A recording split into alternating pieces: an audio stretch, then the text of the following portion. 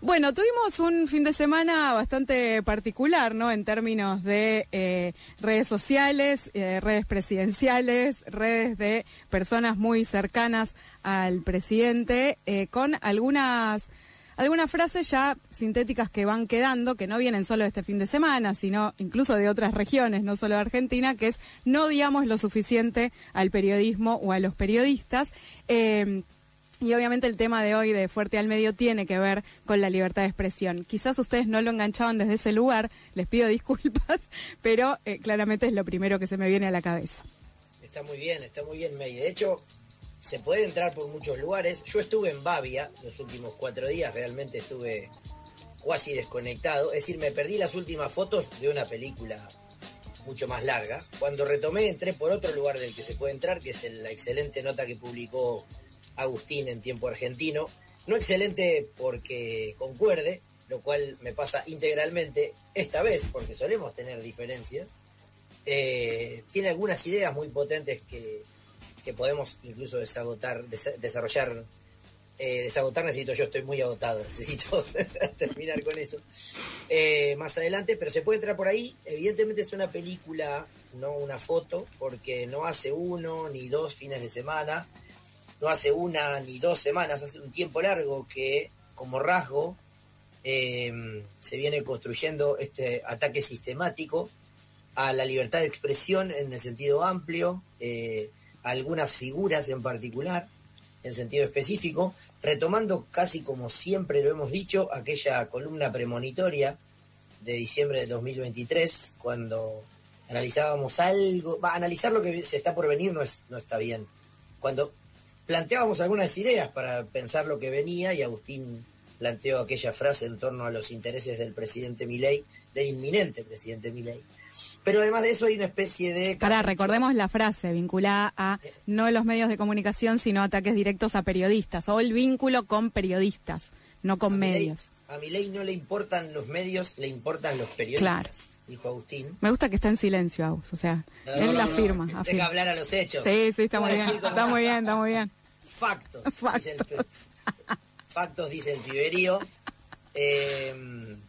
Sonará más potente en su voz, que es su autor, pero efectivamente me lo anoté. Esto me hace acordar a esa columna, que para mí además es muy celebrada, es una de las más logradas. Pero no porque anticipaba, nunca está bien anticipar, sino porque lo que ofrecía como guía para pensar lo que venía.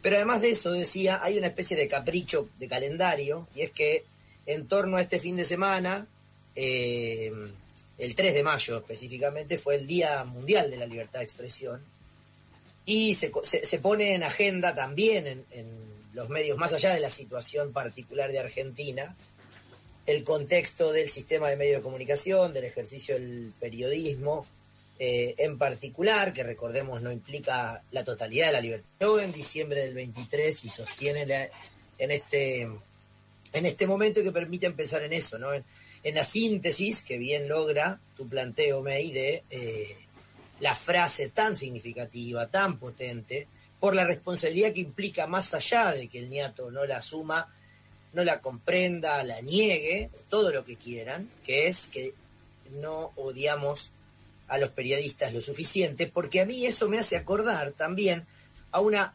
posiblemente mala, pero muy buena en términos de que me la recuerdo, publicidad de Teis Sport, la señal deportiva de cable contra la violencia en el fútbol, que decía en un spot: no cantes en la cancha, los vamos a matar, porque cuando vos cantás eso, los de la barra van y matan, efectivamente.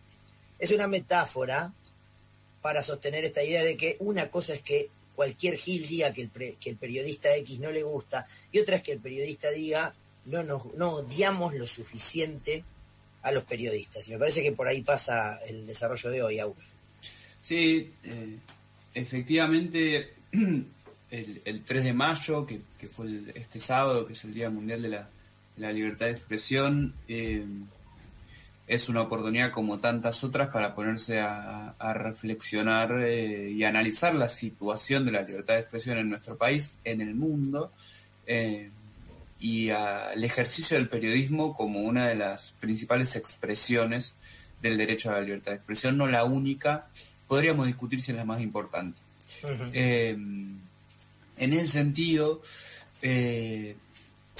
siempre es importante contextualizar, y en estas fechas me parece que el contexto es súper interesante porque nos hace salir del pensamiento coyuntural de la excepcionalidad argentina, ¿no? Cuando nos colocamos y cuando nos ponemos en el mundo, que es lo que nos permite hacer el informe que publica todos los 3 de mayo Reporteros Sin Fronteras en relación a la situación de la libertad de expresión en el mundo y en nuestro país. Por supuesto, en nuestro país, en Argentina, el sábado, el domingo, las noticias o los medios de aquí y de allá cubrieron la presentación del informe con el destacado local, coyuntural, ¿no? Esto de, bueno, Argentina cayó 20 y tantos puestos de un año al otro, Reporteros Sin Fronteras señala los peligros, la merma.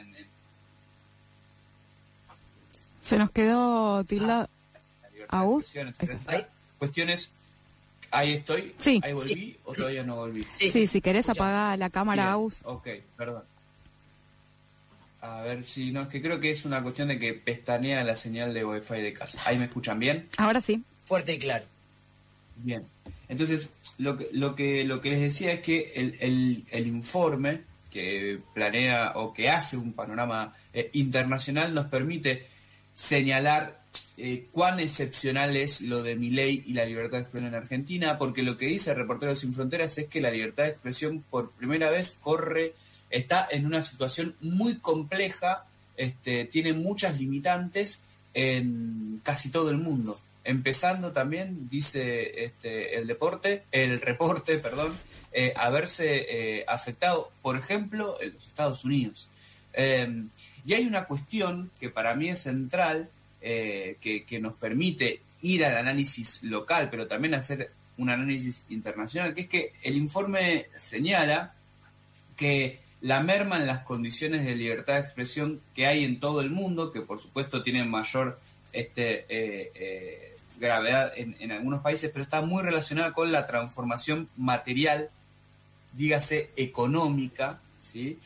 Del periodismo y del ejercicio del periodismo profesional, insisto, como una de las facetas o de los ingredientes necesarios para garantizar la libertad de expresión. De esa manera, el informe hace así como una conclusión de que por supuesto hay una transformación política que empieza a poner a los medios y a los periodistas en tensión y en discusión constante, y al lugar del periodismo, esto que vemos con Donald Trump, ¿no? O sea, procesos políticos mucho más autoritarios. Pero lo que dice el informe es que los medios están mucho más sensibles a una captura política, empresarial y económica, porque son cada vez menos capaces de generar rentabilidad por sí mismos, ¿no? Entonces, el reporte señala, bueno, hay un problema de financiamiento de medios porque, lo estoy simplificando mucho, porque Google y Facebook se llevan la publicidad. Ese problema económico genera mayor concentración en la propiedad o mayor dependencia de dinero público o de unos pocos anunciantes. Todos tienen intereses políticos y el periodismo empieza a jugar en ese partido absolutamente condicionado, ¿no? Entonces, ese panorama internacional, ese panorama mundial de Reporteros Sin Fronteras nos sirve también para bajarlo a nuestra coyuntura y encontrarnos bastante reflejados en ese mapa de situación. Totalmente, me parece muy interesante este planteo porque hay una tentación de explicar todo por Argentina, ¿no? Esta idea de que, bueno, lo que pasa acá no pasa en ningún lado porque o somos el mejor país del mundo o somos el país en donde tenemos a Messi y a Maradona, teníamos al Papa y al Eternauta, ¿no? Por pensar en la coyuntura, ¿no? Y en realidad hay procesos que son más generales, y además eso es lo que permite, entre otras cosas, el reporte, el informe de Reporteros Sin Fronteras, porque ofrece una película que ya supera los 10 años. El primer informe a este nivel, a esta escala, se divulgó en 2014 y además estéticamente está presentado. Vamos a compartir después el link para el informe, que quienes nos escuchan puedan verlo, con mucha sencillez. Vos podés ir para adelante y para atrás y ver cómo va cambiando de mapa el país que estaba en verde, porque la situación no era nada problemática, y hoy está en naranja, porque es algo problemática. Es un informe que se hace en 160 países, con expertos, que responden a una serie de preguntas. Eso se pondera en una serie de indicadores, y las conclusiones generales son estas que marca Agustín, ¿no? Que es, hay un alarmante retroceso de la libertad de expresión en el mundo, de las condiciones donde se lleva adelante y se desarrolla, pero fundamentalmente ese retroceso tiene que ver con que los medios están atrapados entre la garantía de su independencia y su supervivencia financiera. Y una de las razones es la que nosotros hemos hablado varias veces acá, que es el crecimiento del dominio de las plataformas respecto de la publicidad, que del 23 al 24, por ejemplo, creció en un 14%, según Reporteros Sin Fronteras, el porcentaje de lo que se queda en las plataformas respecto de la inversión publicitaria. ¿Puedo hacer una preguntita ahí chiquita, Santi, respecto a esto que decís? Porque claramente se nota, ¿no?, que la publicidad, digo, hay datos, ¿no?, que la publicidad claramente tiende hacia el mercado digital. En esos medios de comunicación que nacieron o directamente apuntan a las plataformas digitales, ¿también sucede esta precarización o quizás hay superávit, podríamos decir, por lo tanto no están tan precarizados? Bueno, no, el informe no da cuenta, como veremos pronto, cuando Cipreva divulgue su informe, de las condiciones laborales, en términos de estructurales. Claro. Precarización laboral, multiplicación de tareas, multiplicación de puestos de trabajo. Lo hablábamos justo la semana pasada con Agustín Lecky también de Cipreva, con Martín Becerra, en la presentación que nuestro Agustín hizo de una investigación sobre regulación en Europa, y el Agustín del Cipreva presentaba de otro estudio que ellos han hecho sobre el uso de la inteligencia artificial en las redacciones, un estudio que está haciendo la cátedra de Martín Becerra en la UBA, pero se adelantaban, nos estábamos spoileando estas ideas, ¿no? Hay que conocer trabajos que comparen las condiciones laborales. Este no lo hace con este nivel de detalle, pero dentro de aquí a un mes vamos a estar hablando de los nuevos números y nos vamos a estar alarmados por los resultados que dará la encuesta de Cipreva respecto a precarización. Lo que sí pasa es eso. ¿De qué hablamos cuando hablamos de captura ideológica por debilidad financiera? El Washington Post, digamos. Estamos hablando de eso, comprado por Amazon y con una decisión editorial de no vamos a publicar nada de esta línea ideológica, ¿no? Eso en Argentina es más difícil de encontrar, como otro tipo de cuestiones que tienen que ver con el enfrentamiento ya directamente entre el presidente y la actividad periodística y algunos periodistas en particular.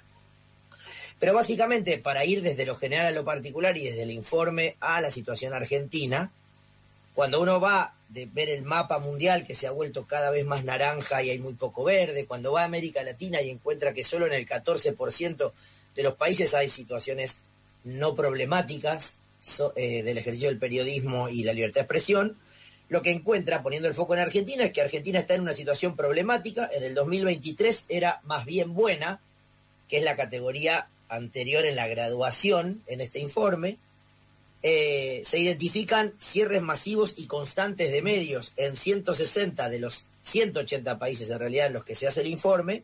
En Argentina la situación, de acuerdo a las respuestas de los expertos, es que eso pasa constantemente, y en ese indicador Argentina cayó 21 puntos y hoy ocupa el lugar 87 en el ranking, cuando supo estar bastante mejor de acuerdo a las respuestas de los expertos. Recordemos, no es que esto sea datos concretos, hay una mediación, que es la respuesta que los expertos hacen de las situaciones en cada país.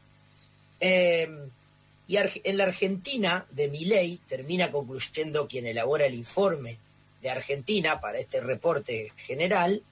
La presidencia de Milei estigmatiza a periodistas, los ataca y desmantela los medios públicos. Esos son los rasgos que, de acuerdo a este informe, hace que, o explica que Argentina, que en el 2014, cuando se empezó a hacer este estudio, consiguiera 75 puntos en total en el ranking y estuviera en el lugar, llegara a estar en el lugar 29, hoy consigue muchos menos puntos y ocupa el lugar 87 del ranking de situación de libertad de expresión. Pero fíjense una cosa, el resumen en un tuit del informe sobre Argentina dice que en la Argentina de Milei se estigmatizan periodistas, se los ataca y se desmantelan medios públicos. Si nosotros ponemos en foco lo que podremos decir a partir de ahora, lo que vimos el fin de semana en las redes o en las semanas anteriores, o lo que trabaja Agustín en su nota para Tiempo Argentino, solo implica aportar evidencia empírica para sostener esas afirmaciones. Y no solo en el dato de habló mal de Pagni, le dijo zurda ignorante a María O'Donnell, sino también en dos cuestiones que a mí me parecen muy interesantes del texto de Agustín, que es, esto no pasa en un gobierno que le da poca bola a la comunicación, todo lo contrario. Y luego esto pasa en los dos ámbitos. ¿Vieron como dijo Lali Espósito, que lo plantea con una claridad significativa mucho más potente de lo que lo puede hacer un profesor universitario? La Lali simbólica y la Lali real, o la Lali de las redes. Bueno, Agustín lo plantea en términos, esto pasa en el mundo analógico y también pasa en el mundo digital, pero cuando se cruzan los mundos se pueden encontrar algunos topes y algunos problemas. Me parece que eso es lo que resulta interesante para pensar, porque en la descripción estamos de acuerdo. Eso que el informe sistematiza para la mayoría de los países del mundo, también pasa en Argentina casi cotidianamente. Sí, y que como habíamos empezado analizando el reporte internacional, ¿no? O sea, incorporando al análisis simbólico, que es esto de las agresiones del presidente a los periodistas, o el llamado a odiar lo suficiente o odiar más a los periodistas, todo el séquito de trolls e influencers digitales que acompañan a Milei desde sus campañas, ¿sí? Porque vienen desde 2021 hacia atrás, ¿sí? Este armado digital tiene el objetivo de condicionar simbólicamente el debate público, pero tiene un costado material también, y por eso me parece que es interesante combinar la lectura internacional con la nacional, porque los medios de comunicación en Argentina tienen cada vez menos capacidad de generar dinero, y hay cada vez menos dinero en el mercado, en el protomercado de medios de comunicación en Argentina. Y entonces el gobierno de Milei administra los recursos materiales, el dinero de las cajas de Aerolíneas Argentina, de YPF, del Banco Nación, etcétera, con mucha más eficiencia material sobre los medios de comunicación, de lo que podemos analizar en el orden simbólico. Digo, fijémonos, y esto tenemos ejemplos todos los días, ¿no? En qué medios hablan los funcionarios. Fijémonos esta mañana en qué canal de streaming dio una entrevista el ministro de Economía Caputo, y qué petrolera se transformó en auspiciante a principio de año de ese canal de streaming, ¿sí? Porque todo eso forma parte de los condicionamientos simbólicos y materiales de la libertad de expresión. Se conoció también que existían presiones para que Luis Novarecio y Babi Checopar salieran de A24. Longobardi dijo que presionaron a Marcelo Figoli, el dueño de Radio Rivadavia, con el dinero de la publicidad de YPF para que lo corriera, porque ni a Karina Milei ni al presidente Javier Milei les gustaba que estuviese ahí. Todo eso tiene que ver con lo material y con lo simbólico, ¿sí? Y volviendo a esto que decía Santi de la dualidad de las expresiones, de la dualidad de los escenarios, el presidente en el mundo analógico y también en el digital, pero partiendo del mundo analógico porque lo hace cada vez que tiene un micrófono delante, ataca a los periodistas, porque en el universo digital se relaciona con cuentas de periodistas, no con cuentas de medios de comunicación, y nosotros hacemos lo mismo, ¿sí? Entonces es una réplica del funcionamiento de la comunicación digital en la comunicación territorial, salvo que se estén peleando por grandes negocios, ¿no? Como cuando Clarín y Milei se cruzan, sobre todo Milei hace que se cruza con Clarín. Sí, ahí concuerdo con esto. Y pensaba mientras te escuchaba que hay, para terminar haciéndote una pregunta, a ver qué te parece, que es la siguiente. Hay como una tentación constante de comparar al gobierno de Milei con alguno de los gobiernos anteriores. Yo creo que es una necesidad que se tiene hasta políticamente de encontrar a qué se parece para saber cómo puedo reaccionar los próximos momentos. Es decir, ok, esto es macrismo en por dos. Esto es 678, claro. Claro, o esto es kirchnerismo, digo, es claro. Lo que escribe... una versión del kirchnerismo, que es lo que escribe Martín Rodríguez ayer, por ejemplo, en su nota en Panamá. Esto es menemismo recargado. Yo tengo para mí que es una necesidad de los análisis políticos, Pero cuando voy a ver, desde mis escasas herramientas, cuánto de eso es, qué tiene de menemismo recargado, qué tiene de macrismo en por dos, digo, en velocidad por dos, con los WhatsApp, encuentro algunas similitudes, pero también encuentro algunas diferencias. Y es sobre la diferencia que quiero hacerte la pregunta, que es, todos estos ataques que vos describiste a periodistas y figuras en particular, son contra periodistas que, si uno estuviera obligado a hacer un esquema polarizado, los pondría del lado ideológico del gobierno, o sea, no los pondría del lado ideológico contrario. Quiero decir, y agrego algunos otros nombres, Pautino Rodríguez, ¿no? Definido así la semana anterior. No diría que es un operador no afín al gobierno, porque la lógica de sostener económicamente a medios afines y no hacerlo con los hostiles es un rasgo que nosotros hemos encontrado en nuestros estudios sobre publicidad oficial constante. Cambiaba el medio y el gobierno, no cambiaba la lógica. Yo sí veo aquí una novedad, que es pegarle también a algunos propios, algunos que no digo que sean del mismo bando, pero que si los tuviera que articular en términos polarizados, los pondría del lado de Milei. Y eso en el menemismo no pasaba. Menem condujo una emisión de Tiempo Nuevo. Había periodistas muy críticos del menemismo, había medios que construyeron sus audiencias con eso y con sus investigaciones, Página 12, por ejemplo, o La Nata, pero no me acuerdo de Menem pegándole a periodistas de Clarín, como sí le hace con periodistas de La Nación o de América 24. ¿Vos ves eso? ¿Ves algo distinto? Mira, a mí me parece que es muy diferente al macrismo, más allá de las similitudes que se puedan encontrar en el orden político y ideológico, tanto político u económico, porque Milei, me parece a mí, parte de una hipótesis de entender que en términos discursivos y simbólicos a Macri se le dieron vuelta, entre comillas, aquellos que estaban de su lado, ¿no? Digamos, los Corea del Centro, los que trabajaban en un sentido común favorable al orden, a la transparencia, a la no corrupción, pero que cuando la cuestión económica empezó a tambalear, empezaron a criticarlo a Macri y empezaron a afectar esa noción de sentido común, de orden, república, transparencia, que tenía Macri. Por eso me parece a mí que Milei pega del fleje para adentro y no del fleje para afuera, ¿sí? Que no pega a Navarro, que no pega a Tonietti, que no pega a Berbisky, ¿sí? Que golpea para ordenar al ganado de adentro. Incluso se encargó muy rápidamente de decir a estos que se le dieron vuelta a Macri en su momento, los voy a poner como oposición, ¿sí? Y voy a correr la línea de la oposición discursivamente. Entonces, Mario O'Donnell, claro, Tenenbaum, Fontevecchia, ¿sí? Que no eran kirchneristas ni nunca lo fueron rápidamente seleccionados como opositores mediáticos para marcar dónde estaban los límites y qué tipo de trabajo sobre el sentido común quiere hacer Milei, insisto, marcando dentro de los propios a dónde están los corrimientos.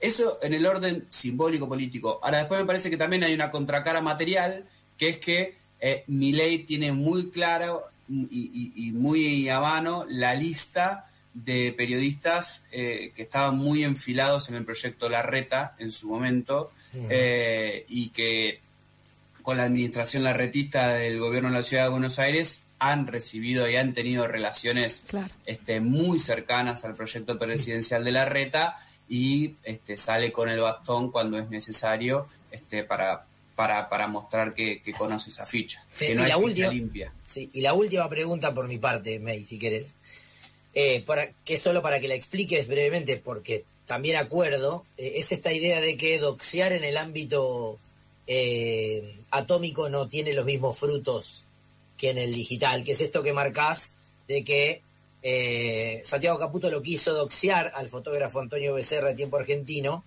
actuó como si estuviera en redes, pero en realidad estaba en átomos, digamos, estaban ahí en la misma sala. Sí, que tiene que ver con que en en redes sociales, cuando se doxea a alguien, probablemente esa persona no esté dispuesta a tener semejante exposición y tienda a volver a meterse entre la maleza y salir. Pero en el territorio, Caputo se encuentra con periodistas profesionales que están acostumbrados a ese roce y que no se meten debajo de la falda de nadie, ni se vuelven a meter en los arbustos, y ese es el gesto de Antonio Becerra sosteniendo la cámara sin bajar el lente. Nada, o sea, esto no es Twitter. Claro, exactamente. Porque esos mismos, o sea, Antonio o sus colegas, el que peor la pasó fue Pablo Grillo, hace 3 meses que están esquivando gases, digamos, en la calle. Sí, pero además me parece que es una imagen que resume muy bien esta relación, porque no solamente Antonio no baja el lente, sino que aparecen más cámaras atrás de Antonio. Los que sacan y muestran 360 lo que ahí pasaba, ¿no? Exactamente. Entonces me parece que es esa la confusión entre el escenario virtual o el escenario digital, porque para mí no hay tal escenario real y escenario virtual. Es el escenario digital y el escenario analógico. El escenario real está compuesto por ambos. Por todos. Pero el escenario digital y el escenario analógico tienen esas diferencias de prácticas que ya se le han manifestado en distintas ocasiones a Caputo y a Milei. Veremos cómo evoluciona. Yo me quedo pensando cuánto de campaña hay en esto. O sea, efectivamente esto va a durar en el tiempo y es algo que se mantendrá, porque efectivamente sí, ya había indicios, ¿no?, de este vínculo con algunos periodistas específicamente, pero también es cierto que esta última semana se intensificó muchísimo. Y me pregunto cuánto tiene que ver con la campaña en la Ciudad de Buenos Aires, más luego con la campaña en octubre para las nacionales, y cuánto de esto se desvanecerá, ojalá, el año que viene. Yo me animo a responder rápidamente, mucho pero. Mucho pero. Claramente esto está sucediendo en el marco de la campaña, pero la campaña nunca terminó. O sea, esto es la campaña del 2023. O sea, el gobierno comunicó como en campaña desde el 10 de diciembre del 2023, para mí. Pero podemos discutirlo la próxima, no sé, Agus. No, yo ahí difiero. Yo creo que es algo que se sostiene, o sea, que es una práctica que por supuesto tiene ribetes de la campaña, sí, porque lo de Caputo sucede en un debate. En un debate de la campaña, pero el gobierno hace una administración de su comunicación pública que se reproduce en el conflicto. No importa si hay errores, lo importante es estar arriba de las tendencias, del diálogo, y en ese sentido parece que la generación de ruido constante, con cosas buenas o con cosas malas, es una regla que ahí sí comparto con Santi, venimos desde diciembre de 2023 sosteniendo. Sumaría brevemente, no tiene ningún costo para un funcionario mandarse una. Si suponemos y acordando que se mandó una a Caputo, por ejemplo, no tiene costo hacia dentro del gobierno. Y ese es un rasgo de lo que explica Agustín. Es una lógica sistemática, ordenada y constante en el tiempo. Nadie en el gobierno lo puteó a Caputo por lo que pasó la semana pasada como ejemplo, ¿no? Como nadie le dice a Milei, flaco, afloja un poquito con Twitter. ¿No? Yo no lo sé, internamente. Hablemos sin saber es esto, claramente. Para mí no, pero no sé. Puede ser.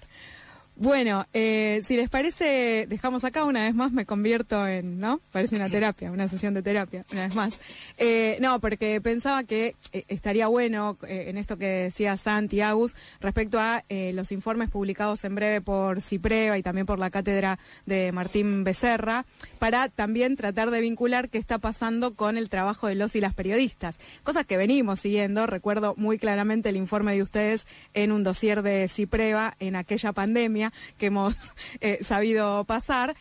Bueno, ¿qué está pasando hoy y qué vínculo entonces encontramos en esta cuestión material que claramente se expresa en los medios y que repercute de manera directa en el trabajo profesional de periodistas?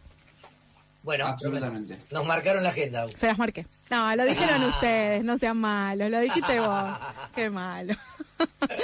Bueno, gracias, nos encontramos la semana que viene. Abrazo grande. Pasaron Lo mismo, pasaron Santi Marino y Agustín Espada aquí al aire de FM La Tribu, como todos los lunes, hoy charlando y analizando un poco cuestiones vinculadas a la libertad de expresión a partir de un informe que publicó Reporteros Sin Fronteras, directamente analizando ese reporte varios países del mundo, no solamente Argentina, pero sí obviamente se puede focalizar en esta región y ver cómo ha ido, qué ha ido sucediendo con la libertad de expresión en estos 14 años que Reporteros Sin Fronteras viene haciendo el informe.